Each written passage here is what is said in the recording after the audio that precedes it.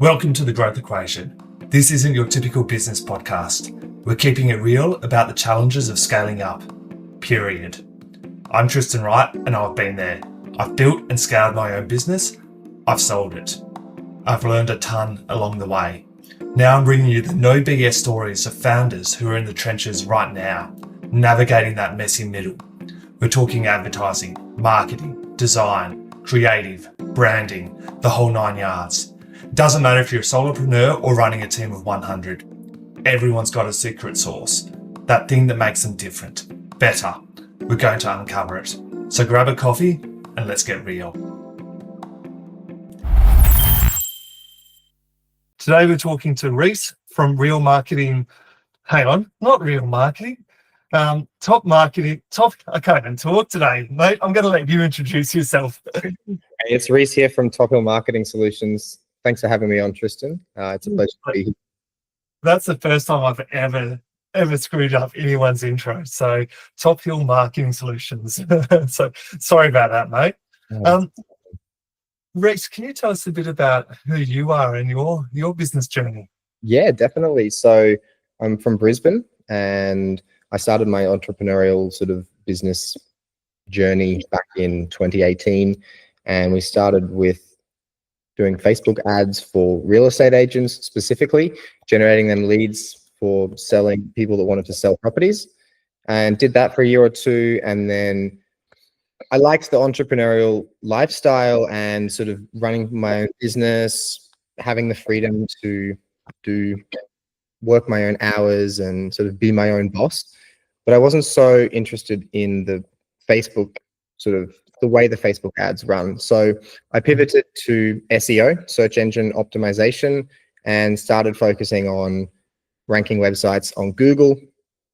And I took a couple of my existing clients from the Facebook ads side and recommended website services for them, and then sort of grew from there with local maps related businesses like plumbers and landscapers and accountants and things like that, and learn a lot about the local SEO sort of maps side of things. So businesses that will be appearing in a search with a map result where you would actually go to the business or the business would come to you.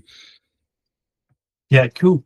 Yeah, very much needed in the local area marketing space. So we were talking before we started recording a bit about how your business is registered. You've built your business and adding on multiple different services throughout the years. But I want to talk about the fact that you've got an Australian registered business and a Netherlands registered business. So before we get into any of that stuff, I'm more interested in the whole travel side of things and why, from a personal and a business perspective, you've got the two separate registered businesses. So I started with the Australian company, and then when I was younger, I spent a bit of time living overseas, and the Netherlands was one of the places that I spent some time living in, and I really enjoyed it there. So when I sort of had the opportunity to work for myself and sustain myself, I went over there again to, I suppose, spend a bit of time there and build some connections. And having the entry to the European market, being able to have a European company makes it a lot easier to do trade in Europe. And obviously the UK specifically, which is an English-speaking country, it's no longer in the EU, but previously it was easier. So I formed a Dutch company and kind of been sort of living back and forth, visiting the Netherlands quite a lot and expanding around Europe, meeting clients and doing services over there, as well as still focusing on local Australian clients with the Australian company. So are you serving in multiple languages? So we only service in English. Yeah. We've had big discussions about this over the years, but in terms of translation and relying on staff, I've made the decision that if I can't personally sign off on something and know that it's good, and it's not really something that's suitable for the business. We'll talk about it later, outsourcing and sort of mailing, but it's important to be able to have the ability to make sure that anything that goes out in your business is good. You might not necessarily look at everything that's created by your team, but in a foreign language that I don't speak, I would have to rely on a translator. And, if it's a Friday afternoon and they're wanting to go to the pub and they're going to do a poor job of translating a document, I'll never know until it's sort of too late. Yes. Yeah. Okay. So has that been a issue gaining clients over in Europe, especially being registered in a non-English first language country? There's a lot of tourism and a lot of sort of English visitors in Europe, so it makes it more difficult, definitely. But you have to pick your markets, and in certain industries, regardless of the country, some industries are sort of more predominantly in English because they're based sort of marketed to English speakers. And so, yeah, it's been a little bit more difficult, but we do still get clients in other countries. Yeah, you've got to know your niches, or your niche. So started out 2018, 2025 now. So the business has been through multiple iterations, I imagine, over 7 years. You've probably had larger headcounts, smaller headcounts, years that you're doing really good revenue, years that you've had to refund money to clients, hopefully not too many or any.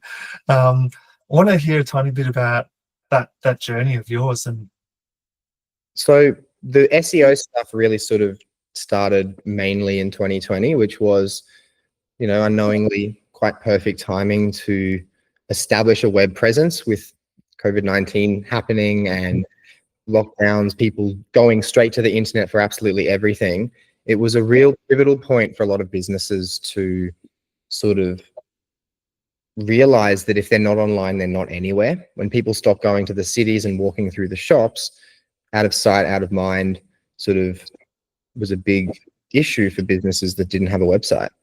So I think it was a good time to pivot, and we signed up a lot of clients initially that didn't have websites. So we helped them sort of find a website developing company and build the website and then get it to a position where it's generating inquiries.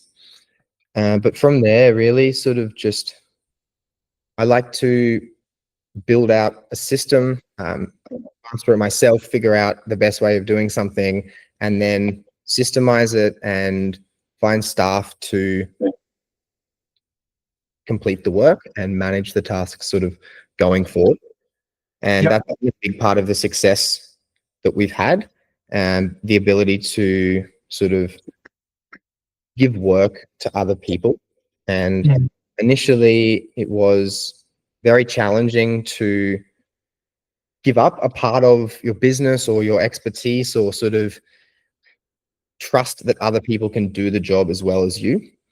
But it's very important as a aspect of being a business owner to be able to sort of outsource work, whether that's staff or internal staff or external companies or agencies, to get work done to allow you to scale. Yeah, because otherwise you're just stuck as a solopreneur. Exactly. Effectively. So where are you now in terms of clients served, business structure? Are you retainer based? What's that all look like, headcount wise? So we do, in terms of clients or staff? Yeah, sorry, both. Staff, we have 5 full-time staff and 3 part-time staff. They all work out of Southeast Asia, mostly in the Philippines, and they do a wide range of tasks, from sort of implementing strategies that we've created to communicating with clients and outreach and prospecting. And they they help me a lot. And without them, sort of, I wouldn't be in the position that I am. And I'm extremely grateful to the team and everything that they do. And I'm blessed to have them all, for sure. Yeah, we're very, very lucky. And I imagine, like, you, by the sounds of it, you're very good at putting in systems and processes and training manuals. So it makes it a lot easier.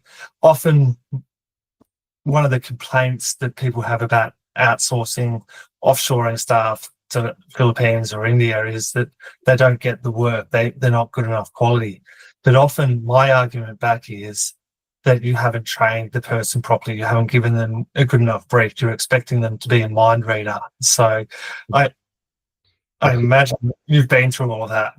Yeah, and I mean, the thing is, like, imagine getting a job and rocking up to work and there's no training. You're not going to do a good job. You could be in the office with the boss. You could be highly university educated with a PhD, and you go to a job with minimal or no training, and you're not going to do a very good job. You're not going to follow their systems, and the boss is not going to be happy.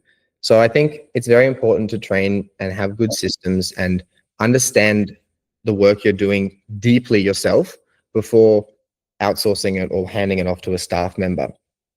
Yeah. And there are people out there that'll try and rip you off. There's people that'll try and log fake hours, and there's people that will try and outsource the work themselves to people that they're paying that for 10% of what they're getting paid.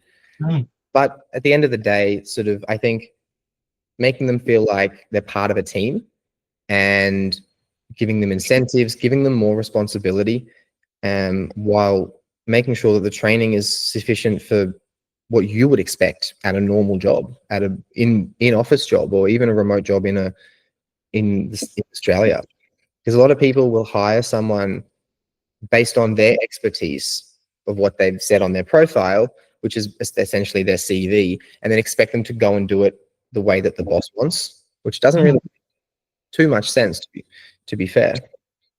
What I find really interesting is so many people will hire someone in the Philippines, let's say through Upwork or wherever. They might use online jobs to find that person. But when I ask them, did you do a reference check? Did you talk to any of their former employers? Did you actually look at how long they were in the roles and clarify that was their actual role? A lot of the time they'll say, no, I didn't do a reference check. Or, no, I didn't clarify that was what they said was actually correct. And it just confuses me, because if we're hiring an Australian staff member, that's a given, it's a granted. Why don't we do that for someone that's not even coming to our office? Yeah, I think, unfortunately, I think a lot of people sort of see remote staff as more disposable and more just like on their own, not really a team player. And that's not the best attitude, in my opinion. I think that in order to get staff that are good, that you like, that do a good job, that respect you as a boss, they have to feel included and trusted and respected. And without systems and trainings, no one's going to sort of have an idea on what they're doing. Yeah, you have to treat them as a team member and someone that could be just in the next town across, not in the Philippines, not as a disposable sort of staff member. Exactly. So, and I flew back from Amsterdam in December, and I stopped in the Philippines, and we all had a sort of work retreat, and I met all my staff. I'm near Manila. Yep, because I've spent a lot of time in Manila, in the Philippines. Bologna, not Bologna, Bolano. It was sort of 4 or 5 hours north of Manila on the coast. Beautiful sort of beach area. Yeah, nice. So, so you would have driven through Clark and Subic Bay to get up there. So you would have seen the former US Air Force Base. So yeah, it would have been just a tiny bit further north from there. So yeah, Philippines is awesome to go to. But on the sort of hiring virtual assistants and staff and everything, I like to recently, or not so much recently, but in the later part of running the business, what I've done more so is hire staff that aren't experienced in what I am looking for, which might sound counterproductive and counterintuitive, but people that have SEO experience or link building experience, they've been taught a certain way, and it's very difficult to change the way someone's been taught things when they think they're an expert in one field, when actually you know better because their methods are outdated, or you know that your system works better with your program. So I always like to choose people that are educated and meet the criteria that's required, but hasn't done the specific tasks that I'm looking for. Because with the right training and systems, they'll learn pretty quickly if they're a learning person, and they're not going to have preconceived ideas that are hard to shake. Yeah, you hire for aptitude and attitude as opposed to just the skill sets that are relevant to that role. Because if they've got the IQ, they've got the EQ, they'll be able to learn and adapt pretty quickly. 100%. So yeah, don't disagree with you for that. Like, obviously, sometimes you're wanting to bring in a senior person, and that's a different story, and that's a much harder process to find that person. But if it's someone that's doing relatively repetitive work that doesn't have to be too creative or too problem solving, your methodology definitely works. Yeah, with account managers and sort of senior staff, it's definitely a much harder process, working with remote staff. But again, with the right systems, you can sort of navigate whether people have experience. Like, we have a checklist and a couple of forms that people will fill in before getting to like a pre-interview stage of the job application. And it really weeds out a lot of applicants. Like, we might put 200 down to 10, and then of those 10, we'll interview 4, and then we'll find our candidates. What process that I use, like, so many people that I talk to say they get inundated, let's say with 400 applicants, and I'm like, yeah, because everyone just applies for every single role. If you want to do it properly, you need to have a process. So in mine, I've got a keyword in there, and at the bottom it says, when you're applying, you need to make sure you include the keyword at the start. So if there's no keyword, like it might be Russian tomato or something like that, if that's not in there, you're not going to, I'm not even going to read your resume. And then step 2, if you want to go further, you need to send an introduction video. Then step 3, you need to answer certain questions. And that takes it down from 400 down to 20 applicants typically. Yeah, we like to do a very similar process where we take the generic responses that people will send, and then we respond with a Google form. And then in that, they can fill out the form, and then they have to send an email with the keyword. But then at a later stage in the email, it says that we'll ask you your age, and you have to answer 42. We just chose 42. But then, like, sometimes a couple of days later, they'll get the questionnaire with the age. And it really sort of, you can see who writes, who's been paying attention, because the people that have the more detailed answers always answer 42. Yes. Just skimming through it, like, we'll put their proper age. And a little bit, so that's good tactics, the same as yours, to get sort of people to pay attention and make sure that they're reading the email. Yeah. Because unfortunately, over in Asia, the unemployment rate is so high, so everyone's just applying for everything, and they're just doing themselves. A lot of people do themselves a disservice by just spam applying. So definitely. yeah. And I've also had great success with hiring staff through existing staff members. Yes. I have a guy who has this magic ability to find somebody in any sort of experience from university educated background. And he just obviously knows a lot of people, and I've hired 3 or 4 of his friends or associates, and they've all been fantastic. And in some aspects, he actually manages them. Yeah. And they speak in Philippine together, and then he reports to me, and I speak to the team to keep morale up and make sure that they're happy, but there's no sort of direct reporting between them and me. It's all through my manager. Yep. Yeah. It's you got to work out how to make it work. It's what works for you and your team, kind of thing. So Exactly. I want to pull back the curtains on the business. Like, I'm sure it hasn't been rosy all the time. There's been times where you probably have pulled late nighters or all nighters, or A lot. revenue's been an issue. I want to hear about some of the less than pleasant side of things. So I've got a good one at the moment, actually, that I've been dealing with in the past sort of month. I've taken a bit of time off over the past month, over the Christmas period. It's been a couple of years since I've been in Australia, so been seeing family and friends as I've been back, and I've been not so present with my emails and with my communication with my clients. And normally at work, no problem. Basically, most of my communication from clients is very casual, and it comes through email and WhatsApp. And that works fine when I'm in normal working hours, normal working mode. But as I found out over the past month, when I'm on holidays, it doesn't work at all, because a sort of out of office response is not sufficient when clients are trying to contact you for monthly payments and things like that.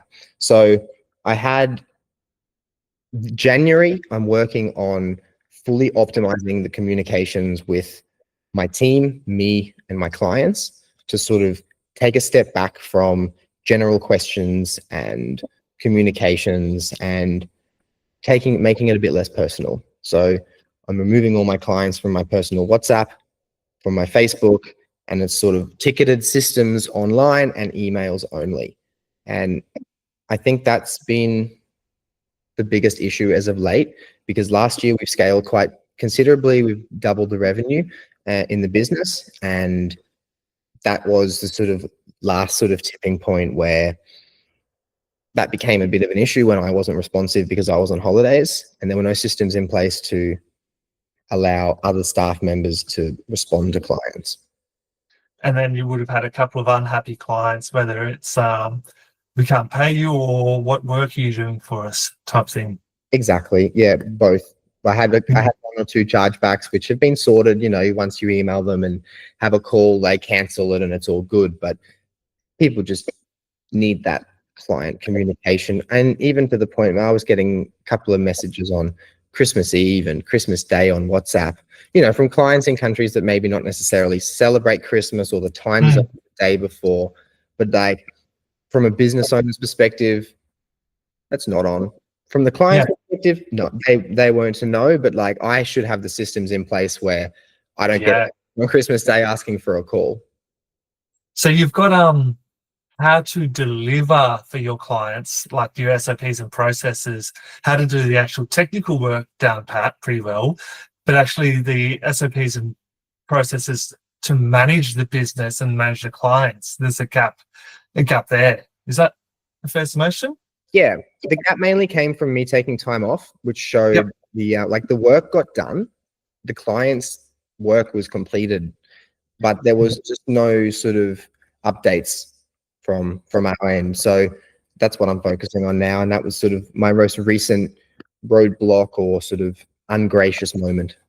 Yeah, like and you'll learn these things as the business grows. Like you'll probably in months or years time you'll be like, I want to take 2 or 3 months off, so you'll need to have another set of systems or processes as well. Exactly, and it's the first time I've taken time off in probably 5 or 6 years. Like I travel a lot, I'm very flexible. I'm not sort of, it's not a woe is me moment, but normally when I go on holidays, I'll work and it'll take, you know, I might do an hour or two a day when I'm on holidays, but things do get responded to. But this time I full break, and yeah, it's not the most efficient way to run a business, having the owner getting all of the communication directly themselves. Yes, yeah. So what got you here won't get you there. Exactly. So did you end up losing any clients because of that? Oh, maybe one, but they were a small client. They but most of the clients were happy once they realized that the work was getting done and that I was just having a good Christmas break. Yeah, that's a good lesson. Hopefully not too expensive for you. Exactly. And you know, sometimes these things happen and you have to sort of learn from it, and it hasn't impacted the business in any significant way. If anything, it's going to sort of make it stronger, because this time in 12 months, when I take another month off in the summer holidays, we'll have the systems to keep clients happy. Yeah, I love it. Have you guys started implementing AI into the business at all? Yeah, we use a fair bit of AI. We do a lot of planning and organization through AI. when it comes to planning content for websites. Like, getting a little bit technical here, obviously a big part of the SEO is building blog posts and content, sort of establishing trust in your website. So we do a lot of AI content in the planning and the structuring section, doing the research, and then planning and structuring the articles. Generally, we like to have human touch, so they're actually cohesive and accurate, but you can take out a lot of the leg room in the planning and the research and the analysis through the AI, definitely. Yeah, definitely. It's not a standalone tool. It's not there for a while yet, but there's so many ways to take out the grunt work and to make life a lot easier for your team. And something I saw the other week was an AI phone conversation bot where you can have a real-time phone call with them, and customer service style, booking in quotes, asking questions. So that's something I'm definitely going to delve into in this year. Yeah, you can create a chat agent that has got a synthesized version of your voice, and then you create a knowledge base of all of the business's knowledge, Q&As, FAQs, all of that sort of stuff. And it's at the point where you can get an outbound sales agent calling people to have conversations. Yeah. So, it's crazy. So there's definitely a need to start. Anyone that's doing appointment setting or appointment lead conversion, having that in is going to make a big difference. 100%. And working with international clients and international industries as well, I've sort of, Australia's quite, it takes a couple of years or even longer for things to catch up and the technology to evolve and become mainstream in Australia, as opposed to sort of America more specifically, but even European countries. So being a business owner in today's sort of modern world, implementing AI now, you're still an early adopter and you're still ahead of sort of 95% of other businesses that most likely aren't and will delay as long as they can to implement the AI. And things like, it's not going to revolutionize your business, but it might be able to give you a higher productivity output, or the same staff member can spend less time doing these tasks and more time on other tasks, which will help your business grow. Yeah, totally. Has there ever been a time in business that you've been stuck where you're like, shit, I don't know what to do now? So I mean, we're all constantly learning. This question could be interpreted a few different ways, but I'm going to go down I'm not sure what to do because I don't have experience, or I've never crossed this before. And me personally, I'm in quite a few consulting groups, masterminds, paid sort of private coaching groups where we meet weekly or monthly to discuss the industry. And there's plenty of different ones out there in different industries, but having that sort of community focus and making friends in the industry has been extremely influential for me to progress, and having that space to ask people questions and get guidance. And that's really blown up sort of my knowledge base and made me more confident in backing my decisions. Because if I have an idea and I propose it to people that are more experienced than me and they say it's a good idea, well, that means I have the confidence to do that idea, but also trust my judgment in the future. Yeah. So we meet every couple of weeks, one's every week, one's every month, and chat SEO and tips, tricks, new things, advice. And that really, really helps. And it motivates you as well. There's like sort of a closed community, like an inner circle of people that can help you push yourself. And that's how I found my biggest success in terms of not knowing information or trying to sort of research things. Totally. It's a whole hive mind thing where 5 minds are better than one, 2 minds are better than one. So you're learning from others, and you're adapting their knowledge. Definitely. And it's not only learning new information as well, it's also regurgitating information you might have heard 6 months ago or at a period that you weren't as experienced in, and maybe something you used to do that you stopped doing. and you hear it in a speech or in a presentation, and it triggers something in you that makes you look into it again or start doing that again. And I go to a lot of conferences as well, digital marketing conferences, and that's where you'll really find that information, where it's not necessarily something new, but it's something that you've forgotten about or moved on from, and it can really reground you and give you the clarity that you need to choose the direction that you want to go. Yeah, awesome. Rhys, if there's one piece of insight that you wanted to give to everyone so they could walk away with one bit of knowledge, what would that one bit of knowledge be? One bit of knowledge. I would have to say it's about letting go if you're interested in scaling. And we've kind of brushed on it today already, but having the ability to trust that your systems are good enough that other people can do the work, and get in a position where you're speaking to clients to book in clients and not fulfilling the work yourself. Yeah. So you build a business that can operate without you. Yeah, like you have to work on your business, not in your business. And if you're constantly, like if you're doing the prospecting and the sales and the fulfillment, you can only do sort of one thing at a time. So when you get a new client, you stop prospecting and you start to implement the work, and then you're implementing the work, so you don't have time to 3 months later, you don't have enough sales in the pipeline. exactly, and then that work dries up, and then you start to find new clients, but it might take you a week to get another client, and then you're sort of just chasing your own tail.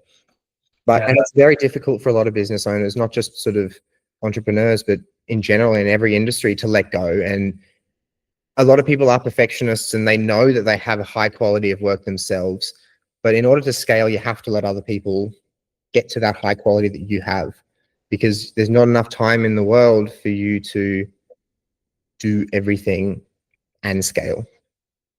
That's it. Like, yeah, you set up guidelines and framework and train and educate the people in your team to get close to where you are effectively. Exactly. And yeah, even agencies and things, like if you can make money on something when someone else fulfills it, even if you're not making as much profit, if you can just sort of pass work on, then you're always going to be in a good position. Yeah. Because it's a lot better to find work knowing you don't have to fulfill it than to find work knowing you then have to do the work once you've got it. Yeah, exactly. Mate, it's been awesome chatting. What's the best way to get in touch with you if anyone wants to connect? So my website is tophillmarketing.com, and my email is Rhys, RHYS, at tophillmarketing.com. So feel free to reach out. Happy to be introduced to anybody that's been listening. And it's been an absolute pleasure, Tristan. I appreciate the offer, and it was lovely to meet you, and I look forward to doing it again sometime soon. Cheers, mate. You have a good one. You too. That's a wrap. Thanks for tuning into The Growth Equation. If you've enjoyed the show, hit that subscribe button and leave a review. It helps us big time. Catch you next time. And if you want more, head over to evolvetogrow.com.au for show notes and exclusive content.